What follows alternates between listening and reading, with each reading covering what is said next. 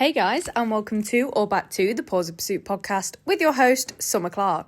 Sorry, that was just Arrow dropping his toy right next to me, if you heard that bashy kind of noise.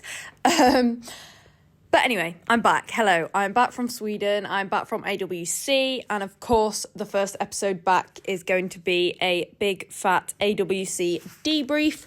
Now, if I sound a bit breathless, a bit raspy, a bit throughout this episode, please excuse me. I did bring some sort of foreign plague home from my travels. Lots and lots of people were ill at AWC, it seems, for some reason, whether it's just that time of year or what. Probably didn't help being crammed in a stadium with a million other people from all different countries. But anyway, worth it. So I did come home with some sort of plague. I am over it now, but I'm kind of on the end of it, so I don't feel ill. I just feel shattered and breathless, kind of. So you could probably... Oh, dropping my phone.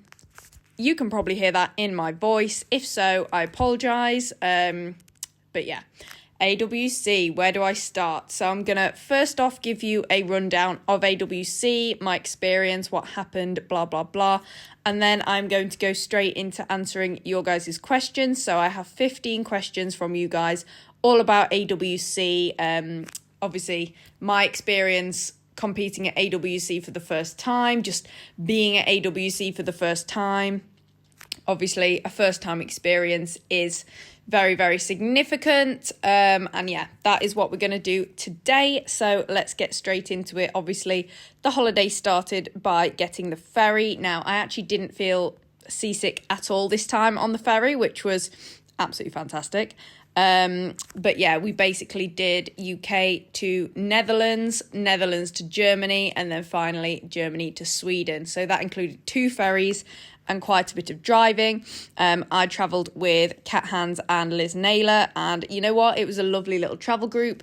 We all got on super well, and the dogs got on really well as well. Luckily for me, Arrow is a super good traveller and super good with other dogs, as are Kat and Liz's dogs. So yeah, that all went super smoothly.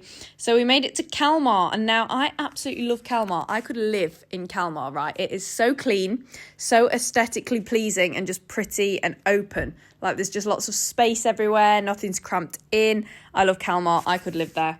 The only thing I couldn't do about living there is learning another language, because that's not for me. But anyway, just don't have the brain capacity for that, basically. But anyway, so the first day we arrived, got settled into the hotel and did some exploring around Kalmar with the dogs.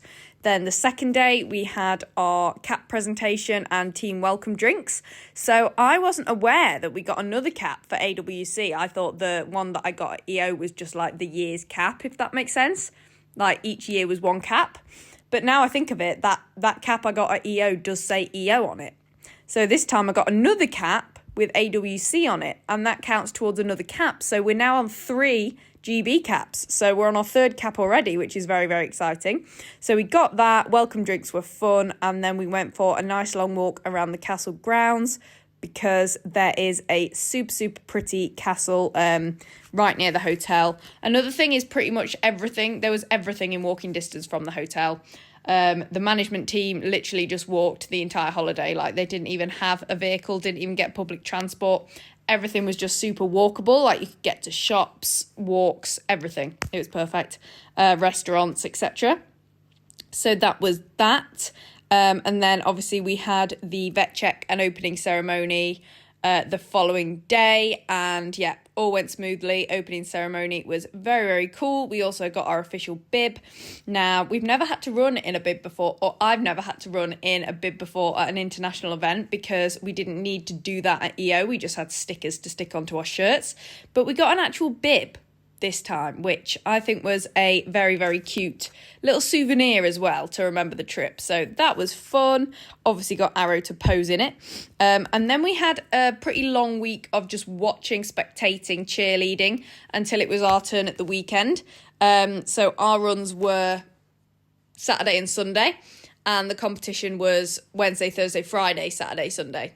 So vet check and opening on Tuesday, and then we had 3 days to just spectate.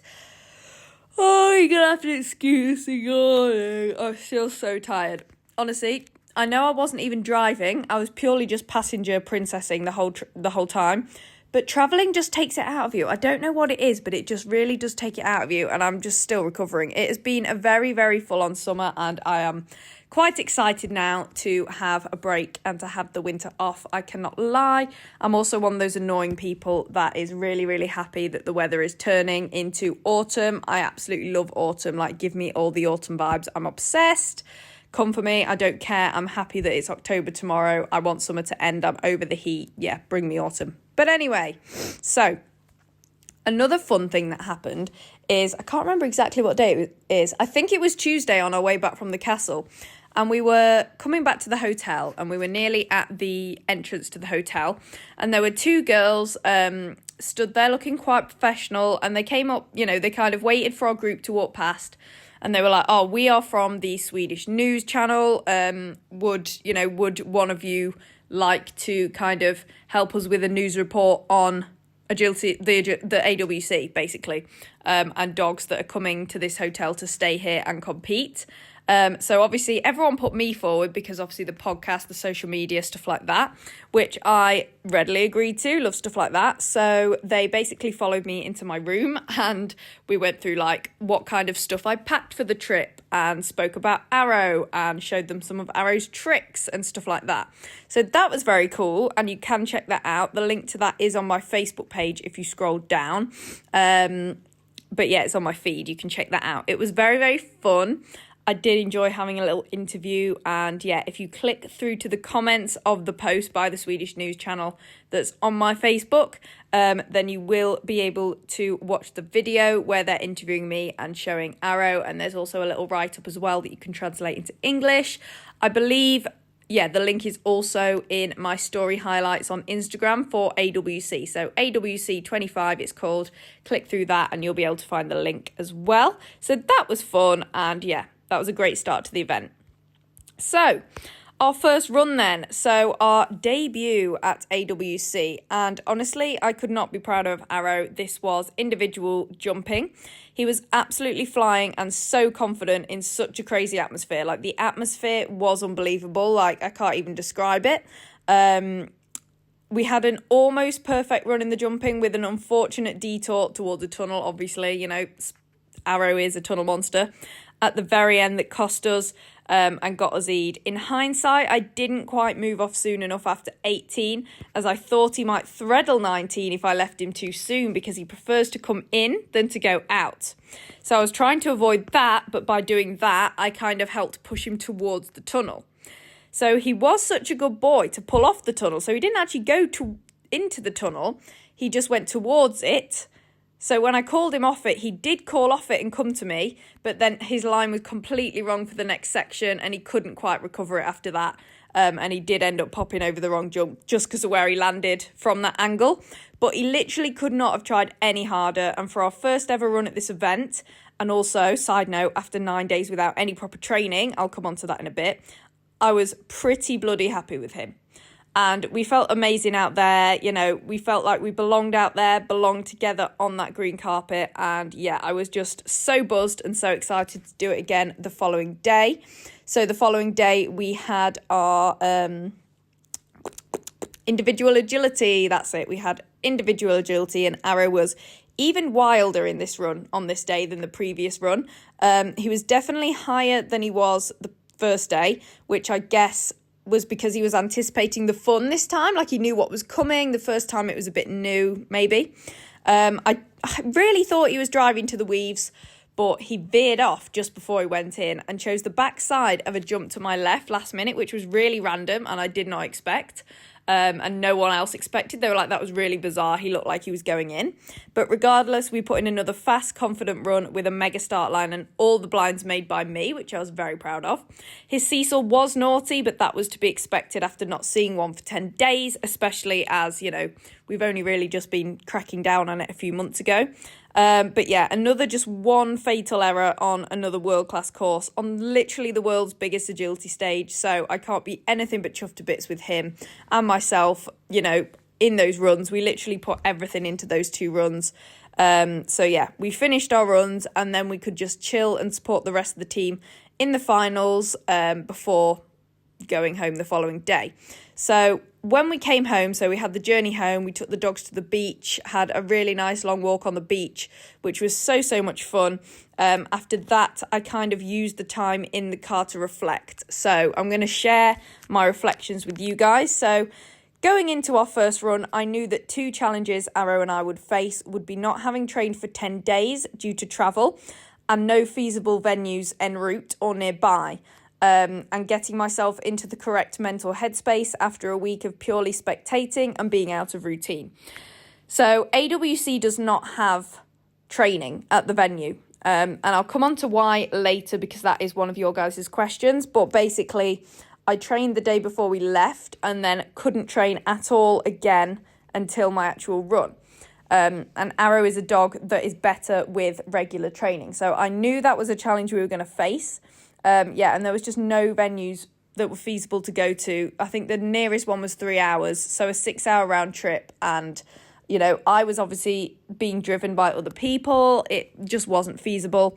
And also getting myself, into the correct headspace on the day that I was doing my first run after a week of being in spectating mode, if that makes sense. So I just had to kind of flick a switch to switch into the zone, if that makes sense. And, we've been out of routine, eating different, sleeping different.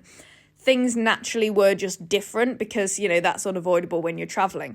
So I knew those were 2 challenges that we would face. However, I don't feel as though either of these challenges were too detrimental to our performance in the end, and I was very happy with how I prepared us for each of our runs.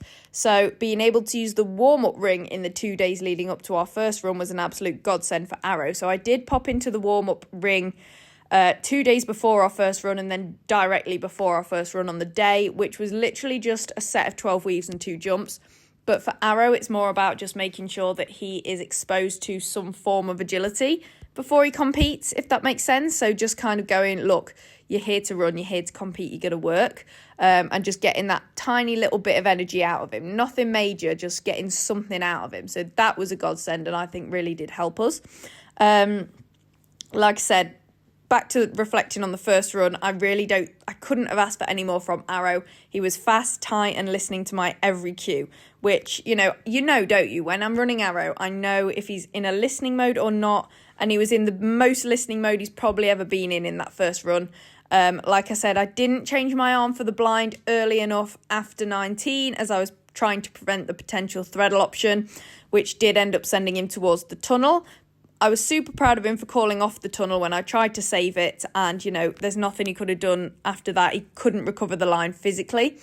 And as you guys probably know from previous podcasts and what I've put on my social media in the past, something that I've really struggled with is leaving Arrow and trusting him to complete skills on his own after spending so much of his career supporting him through his nerves when he didn't have the confidence to work independently. So that's kind of become a habit with me and is something that's taken, it takes years to form, and then now it's taking probably years to kind of unform, undo that habit, get rid of that habit. And it's something I'm still getting used to and need to make sure I'm drilling regularly now in training going forward, getting off early, changing arm quickly and trusting Arrow to follow me. Basically, that's a big one.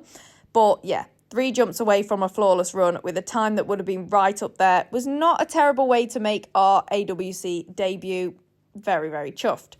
So in the agility, I knew that the seesaw was a risk in that run as I've only been cracking down on it properly since June, and I had to get off to work the layer from 5 to 6 on this course. I couldn't stay there and support the seesaw because that'd screw up the rest of the course.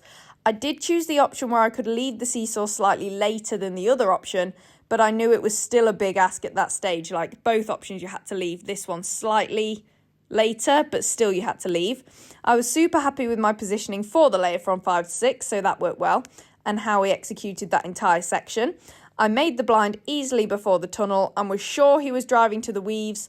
Before the tunnel, So between the long jump and the tunnel, I made the blind fine, and I was sure he was driving to the weaves, but then he veered off last minute and chose the backside of a jump. I don't think there's much more I could have done to help him here other than growing longer legs and getting even further ahead, so that I was literally standing in the weave entry as he was coming towards it, or at the weave entry. driving to the Weaves ahead of me is now very much on our training list. And actually, I've just set up a new course at my venue back home here. So you best believe that section of the course is set up right now. So we are going to be drilling that. And if you're training with me, either in one-to-ones or group classes, you're going to be seeing that too. So you're welcome. Start lines then. So I'm super happy with his start lines in both of our runs, especially given the atmosphere around him as he was doing that behaviour. The audience was in absolute uproar in response to the previous dog as we entered the ring for our first run, which I did think at the time might rattle Arrow because it was so loud even for me, like unbelievably ear-ringingly loud. But he gave me a solid start line and went into the run with complete confidence. He did look rather unsure as we entered the ring for both of our runs because of the noise, I believe, but he pushed through his initial nerves and wasn't fazed in the slightest once he heard that release cue, which I'm so proud of him for. And yeah, that's a big win for us. I'm also super happy with my handling and the way I attacked each course. I handled each course exactly as I planned to and didn't chicken out of a single blind, which, as you guys know, I used to do all the time, and it was a big mental kind of push of mine to really push myself to make all the blinds and, risk these things for faster times and smoother runs.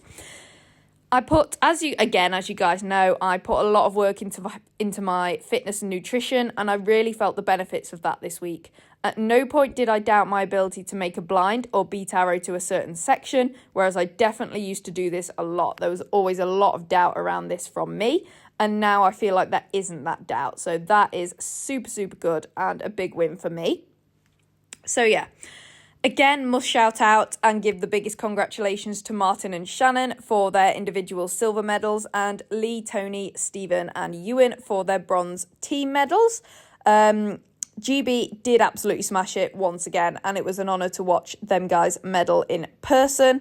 And the biggest thanks to Greg, Matt, Anne and Vicky for giving us this incredible opportunity and supporting us both before and during the event. Like, the support was huge and it did not stop. This year was all about learning and getting to grips with an event that truly is like nothing else Arrow and I have ever experienced. With the invaluable experience we've now gained from giving that a go and being there for a year, we're going home with inspiration, determination and a plan to come back fighting harder than ever next year. So lots of learning that's taken place. That was our main goal for this year, and we have ticked that box. And finally, a big thanks to Kat and Liz for having me travel with them.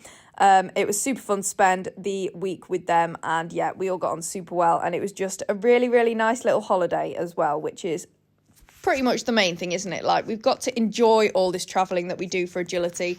Otherwise, it's just a lot of tiredness and stress for not a lot back. And, because I enjoyed it so much, it's worth that, the time, the stress, the money, the travel, everything that goes into travelling for these events. But they're so enjoyable that it's also so worth it. So now I'm going to move swiftly on to your guys' questions about the event. So we're going to get a little bit more specific here. So number one is, did you get to watch many of the other competitors, and who stood out as the most inspiring to you?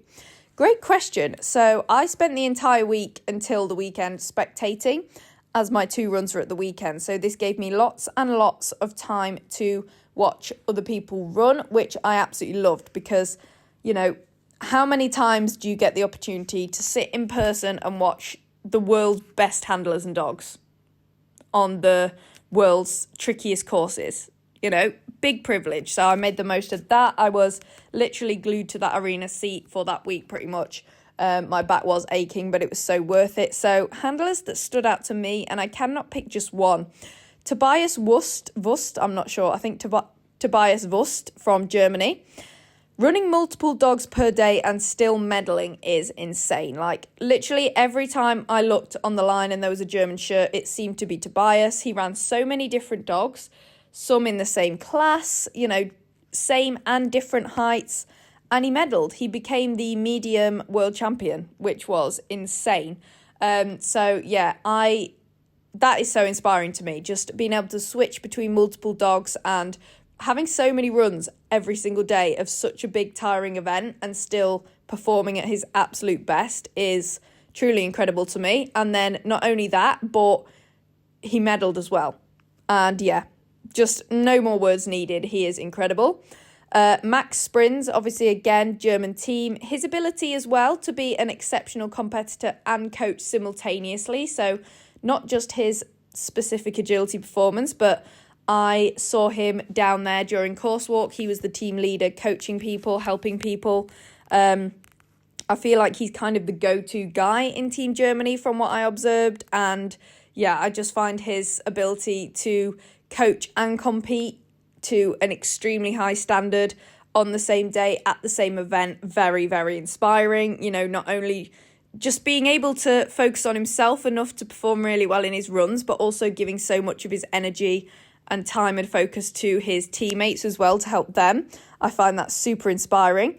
Obviously, Kirsty Jorgensen from Norway. I have always looked up to Kirsty. I think she's a fab handler and dog trainer. Her trust and connection approach is so apparent in her runs, which I find super inspiring. Her confidence and calmness when she runs, she just makes it look completely effortless. And I absolutely love watching her run Aggie.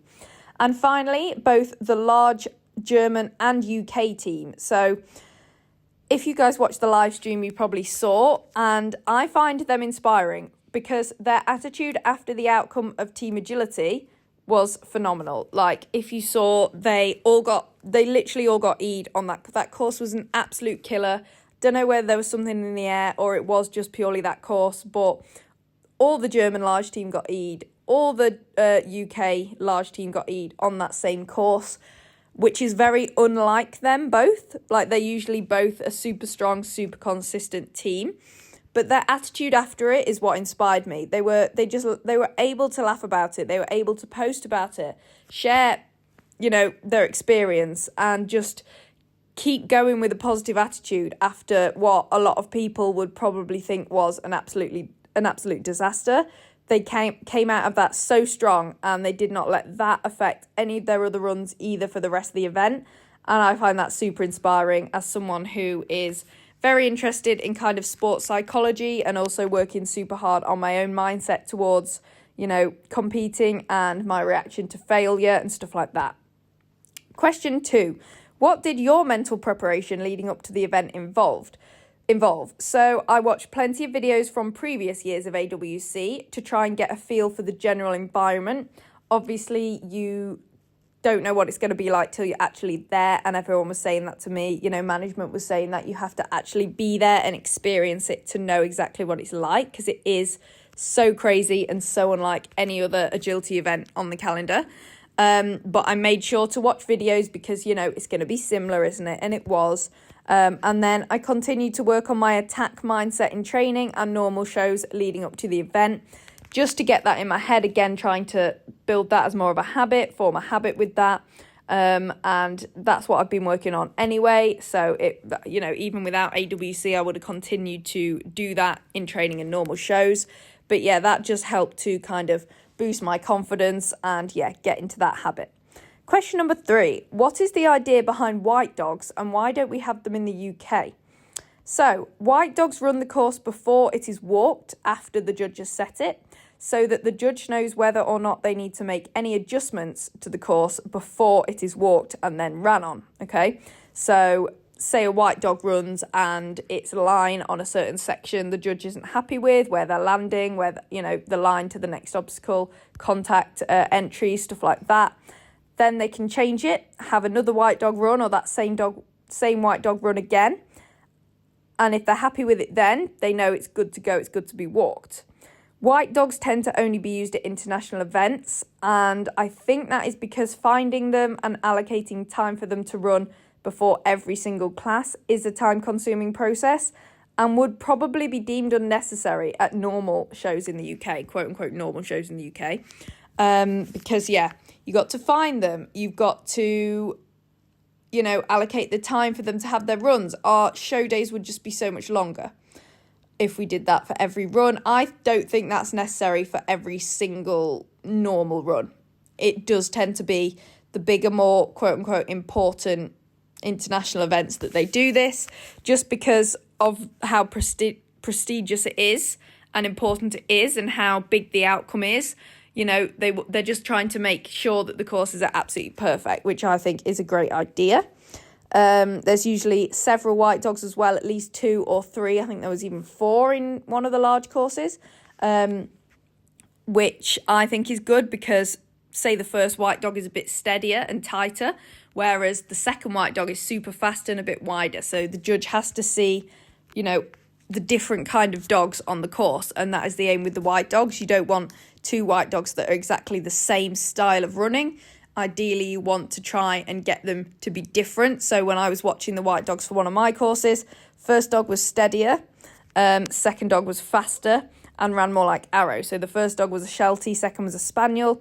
Obviously, I watched that as if it was Arrow running. So that's another point. White dogs also not just helpful for the judge, but really helpful for competitors as well to see how the course is running. If you have a late running order, that's usually fine because you can watch the first part of the class actually run when the competition starts. But if you're like the first running order or in the top 10, you're probably, the first 10, you're probably not going to have time to watch any dogs run before you actually run. So that's where the white dog comes in. You can watch the white dog. So you've seen a dog run over the course. Then you can walk it and then go get your dog straight away, if that makes sense. But I love the concept of white dogs. And Arrow was actually the white dog at JOAC in 2023, which was a super cool introduction to international events for him. And my first time running him at an international style event. So yeah, I've actually been a white dog before as well, which is super cool. Next question. Did the courses at AWC have a certain style or follow a specific pattern that you noticed? So the distances are shorter and the courses feel tighter at AWC than, say, EO. EO is more like Iconics vibes, I think, whereas AWC, it's a lot tighter and shorter. Not boxier, but less just flat out running, if that makes sense. And I also noticed more layering opportunities and off-course obstacles in the handler's path than I normally see. So, you're kind of forced to layer quite a bit to make the course smooth, to make your dog run smoothly over sections of the course. And just because off-course obstacles were literally placed in the handler's optimum path. So where the handler really, like I was walking a course thinking, I want to leave that jump and run straight down this line. That line, there was often an off-course obstacle there. So I had to either layer that or run through. Okay, so there's a lot of decision making around, what line to take as a handler, like what path to take as a handler. You're really not just focusing on what path and what line your dog is taking. You really have to think about where you're going on the course as well. It's like a maze around off-course obstacles, which I noticed at AWC more than I've ever noticed anywhere else. So those were kind of the things I mainly noticed. And again, it's judge dependent because we had a variety of different judges across the event. But yeah, they all seem to kind of follow the style of shorter, tighter, and more off-course obstacles in the way of the handler's ideal path. And there was quite a bit of layering as well. Like I said, either forced layering or you had to go through and obviously do more running as a handler than if you layered it. Which made, I felt like I had to make a lot more decisions on my path than I normally do. Normally the decisions are purely just about the dog's path, but not here. So, did you find the noise from the crowd to be detrimental to yourself or Arrow? So it did seem to rattle Arrow a little, like I said in my debrief earlier, as I carried him into the ring and placed him on the start line. So he did seem a little bit rattled. He normally looks a little bit unsure in that situation anyway, even at a normal show. But he did look quite worried. But once I released him off the start line, he was absolutely fine and totally unbothered by it, which again, at normal shows, he often is. Anyway, as soon as he hears that release cue, he's like, happy days, I'm absolutely fine. For me, it didn't affect me. I thought it was quite cool. I was like, wow, this is amazing. The atmosphere was buzzing, actually hyped me up quite a bit. So it definitely didn't affect me badly. I actually think it helped me. I quite like it. Some people hate being yelled at on the start line when your country's like, yes, come on, go on, woo. I like it. It helps me. I really like that. It really revs me up and spurs me on. Some people find it too much pressure, but I like that. So I quite liked the noise, and I don't think Arrow was affected by it either, which is super, super nice. I still can't believe I can say that after how awfully nervous he was when he was little. But yeah, that just shows how far he's come, how far I brought him. Yeah, and I'm very proud.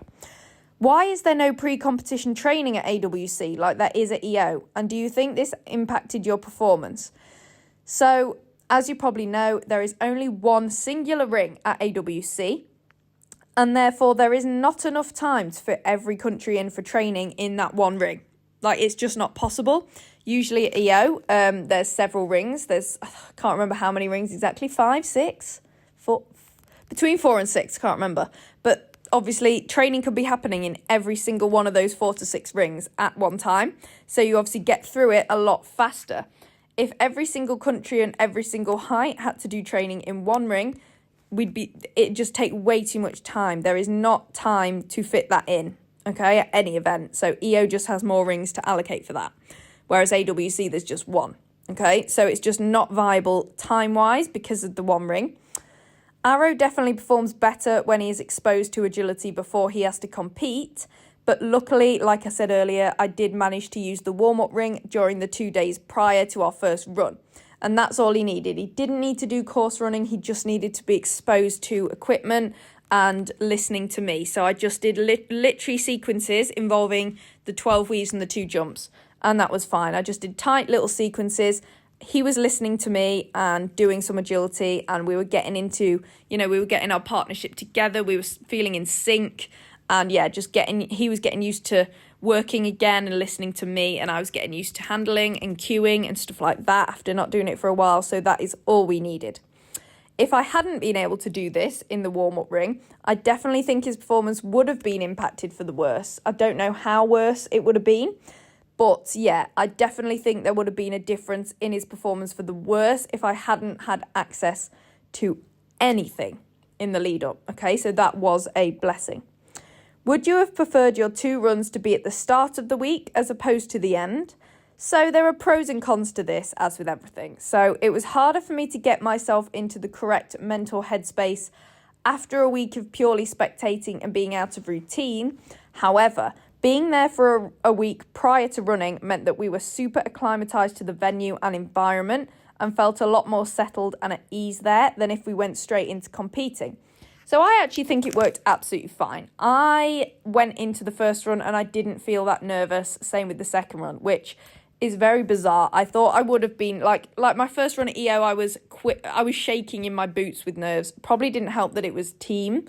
And this was purely just individual. But yeah, if you want to hear about EO, there is an episode called EO Debrief back a month or so go listen to that. But I did not feel that nervous. I went into it feeling super confident, which was really, really nice. And I think it did actually help that I had a week to kind of watch other people run, find my feet, kind of get used to where everything is in the venue, get used to the kind of lifestyle shift for that week, having a different routine and stuff like that. So I think it actually helped. So no, I was happy with how it panned out, and I'd probably prefer it to be that way again next time. However, like I said, the pro, if we went straight into it, would be, I didn't need to do as much work to change my mental headspace so drastically from chill and spectate and rest and recover mode. After the travel, I literally just spent that week trying to decompress, chill, stuff like that. And then I had to flick to, right, now snap into it. We're not resting anymore. We're working now. We're getting our head together. We're completely flipping the approach to the event from resting and spectating to running and attacking. So pros and cons, but I think it worked quite well in the sense that we were both very settled. Same with Arrow. He takes, I think everyone and every dog, you need, to settle into somewhere new routine, new environment. I think for Arrow, it helped being able to settle in that week before he actually had to do work. It just, I think his head was more in it. What is your post-AWC training plan? So, 3 things mainly. Trusting backsides. So like I said, getting off, changing arm early, trusting that he's taking it. Driving into weaves ahead of me, and the seesaw as usual. Those are my 3 main goals now after AWC. Someone says, I watched a lot of dogs uncharacteristically fly the seesaw on the live stream. Why do you think this was? So I agree.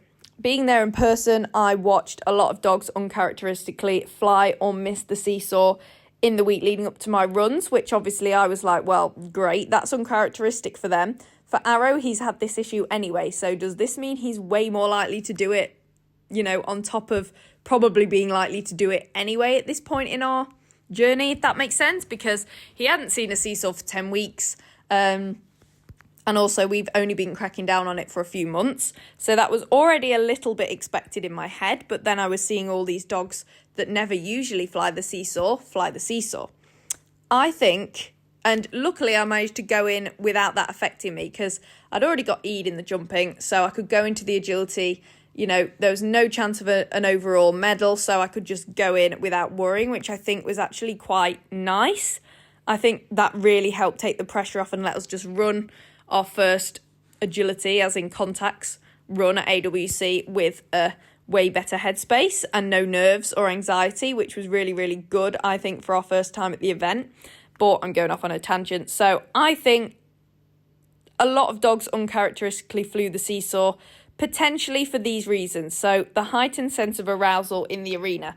Like I said, it's unlike anything I've ever experienced before, and it's probably unlike anything any dog has ever experienced before if it's their first time. Even if it's not their first time, it's a once-a-year thing. It's not a usual environment, and there was way more, all the dogs are going to be more aroused, all the people are going to be more aroused, and everything. It's just a buzzing atmosphere, okay? And higher arousal probably means more likelihood to fly the seesaw. Not having trained in the lead up due to travel, again, a lot of people were in this same position. We couldn't train the seesaw at all in the lead up because of travel and because there was no venues, around at all that weren't 3 hours away. So most dogs probably hadn't have seen a seesaw for a good 10 days at least. And then also competing at a totally new and unfamiliar venue. Like I said, even if dogs had done AWC before, it's a brand new venue. It hasn't been held at this venue before that I'm aware of.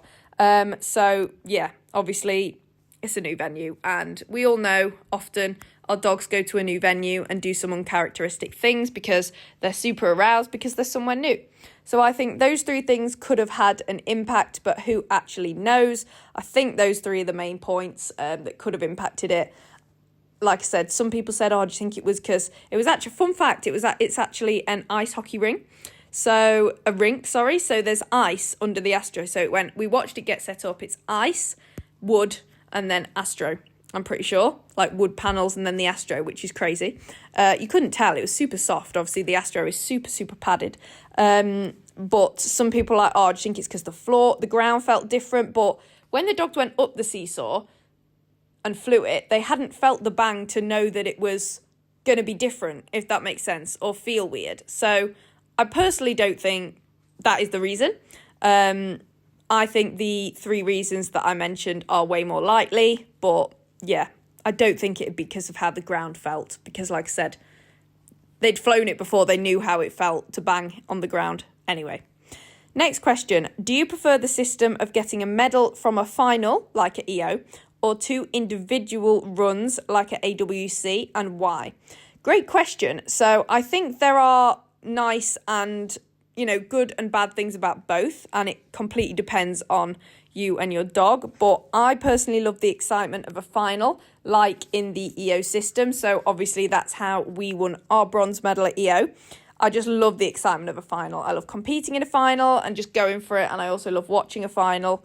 I like however, saying that, I do like how you, also with the EO system of medaling from one final, I like how you can have an unsuccessful first run, but still be in the running for the final if you produce a successful second run in the EO system. So, for example, you could get E'd in the jumping, but then go and get top 18 in the agility and qualify for the final and then medal in the final. I like that, okay? So it means you can afford to have a little mistake, or for your first run not to be ideal, or, if you have a good first run, then your second run doesn't need to be perfect either. I quite like that with a dog like Arrow, more specifically.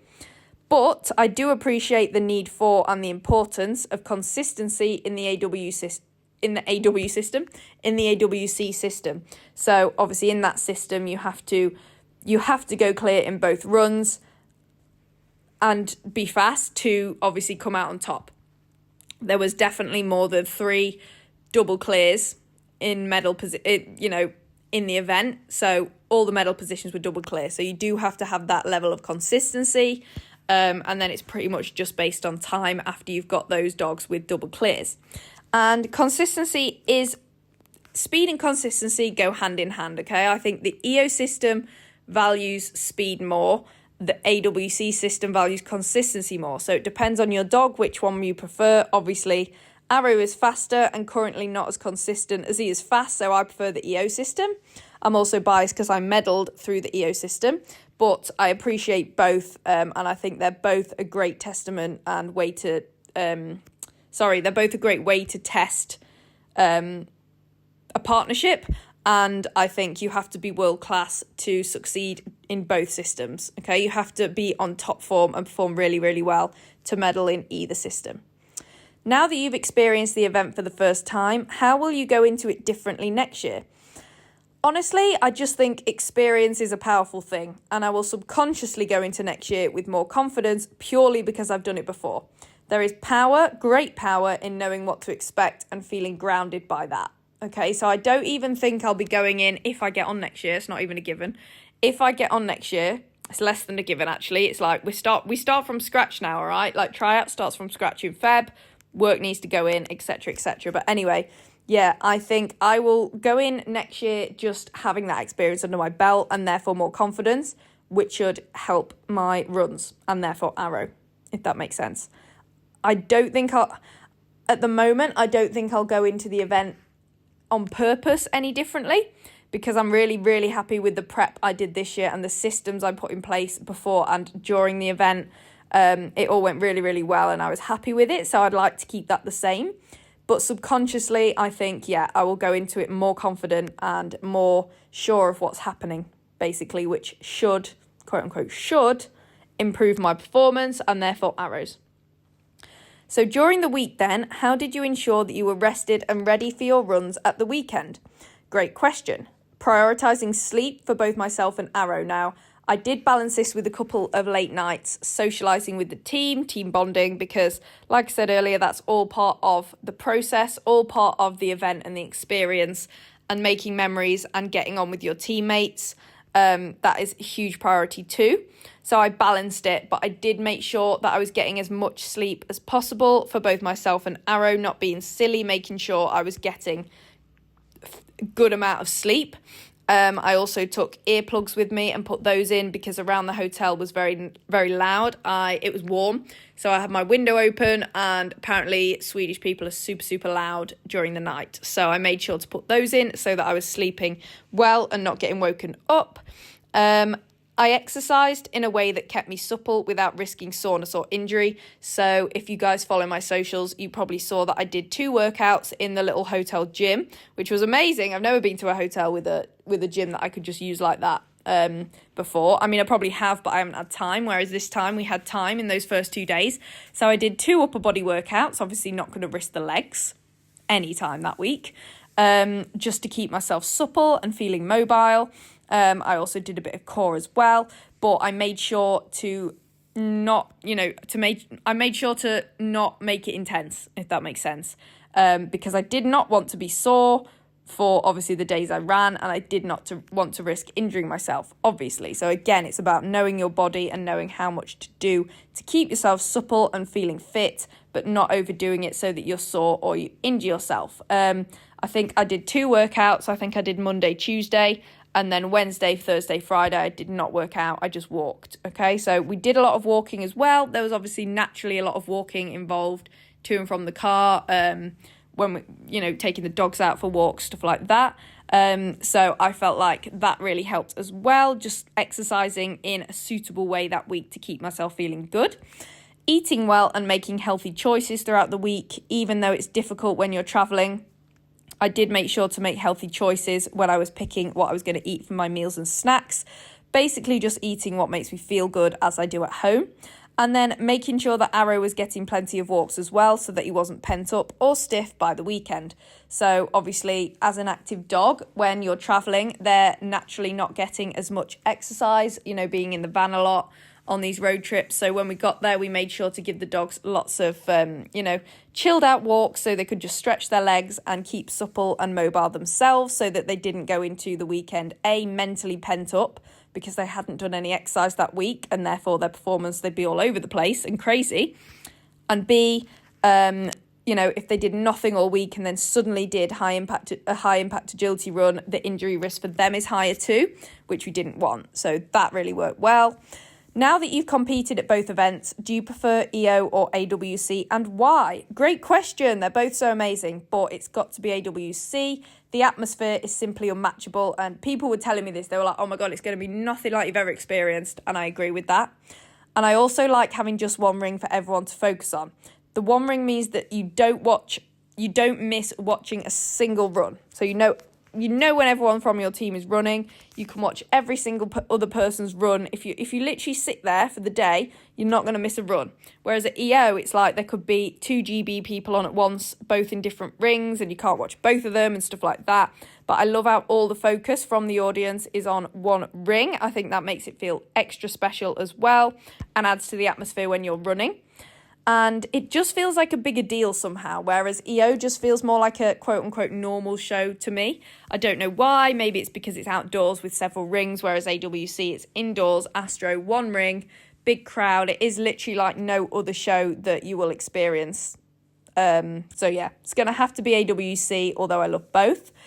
And then not the last question, second to last question. What was your favourite part of the event?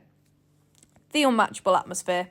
That you can only understand by being there. The fact that you can only understand it by being there, just the atmosphere down in that arena is my favourite part of the event. And I think that's quite a common answer for people that have been there competing. And then the last question, what was your least favourite part of the event? Hate to end it on a downer. There's really not a lot. It was just that incredible. But the parking situation, if I'm being really picky. So parking was very limited in the area for some reason. Like Kalmar parking, it's absolutely rammed. And it added an element of stress that we just didn't need, like trying to find parking and then reading the parking signs as to how long you have and how you need to pay and stuff like that. And then basically it was in zones. So green zone, you had like hours or whatever, and you didn't need to worry about it. Yellow zone, you only had like 3 hours. And then orange zone, you had like 15 minutes or something stupid. So if we could only get parked in a yellow zone, then we had to go back after 3 hours, before 3 hours was up, and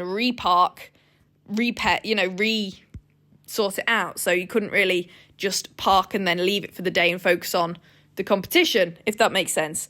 But luckily, we usually managed to find green spaces, but there was a lot of driving around. I think we were driving around trying to find parking on one of the days for 40 minutes. Luckily, it was just to park back at the hotel after not before we competed or before we went to the event in the morning. Luckily, we didn't have anything to rush for, but yeah, the parking situation was quite stressful and just bizarre. Like, I've never seen parking like it. It was rammed with cars.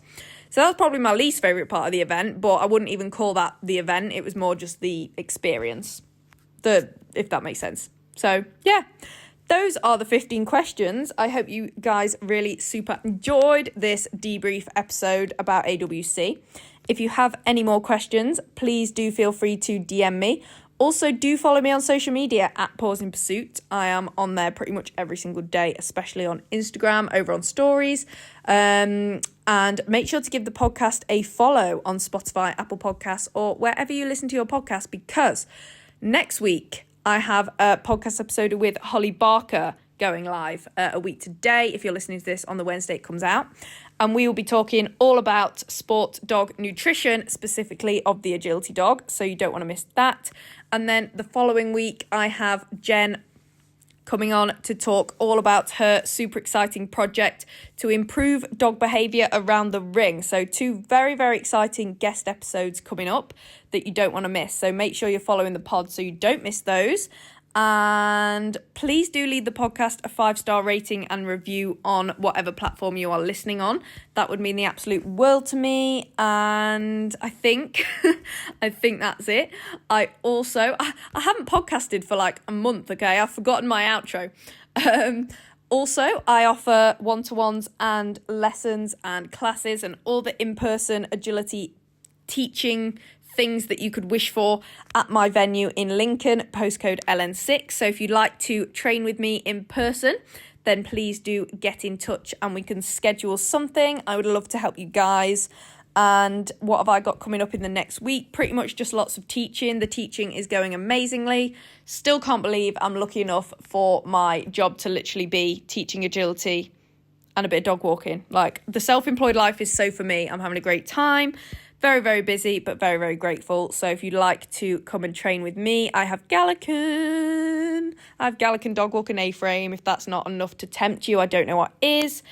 But yeah, got lots of teaching on the next week. I've got Arrow's post-AWC physio appointment to make sure that he is all nice and sound after such a big, big week. But yeah, that is it from me, guys. I really hope you enjoyed this episode, and also do send me your recommendations for future podcast topic episodes, whether that's solo or guest or ideally both. Please throw them at me. Tell me what you want me to talk about on future episodes, what guests that you want me to have on and what you want me to talk to them about, and I will make sure that gets sorted. Pretty much every request that I ever get, I turn into an episode within reason. So please let me know that. And without further ado, I will speak to you guys next Wednesday and see you over on my social media. Bye, guys.